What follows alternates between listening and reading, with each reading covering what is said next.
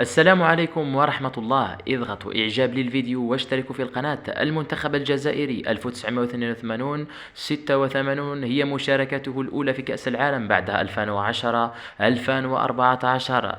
ها هو المنتخب الجزائري يعود في 2026 بإذن الله. اليوم القرعة أسفرت عن مفاجآت.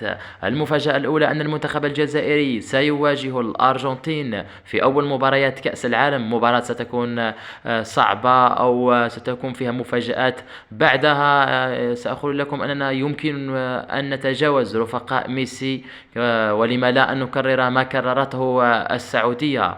المهم المباريات الأخرى نواجه النمسا، مباراة يمكننا الفوز على النمسا، وبعدها الأردن، مباراة عربية بين الأردن والجزائر في كأس العالم لأول مرة على فكرة.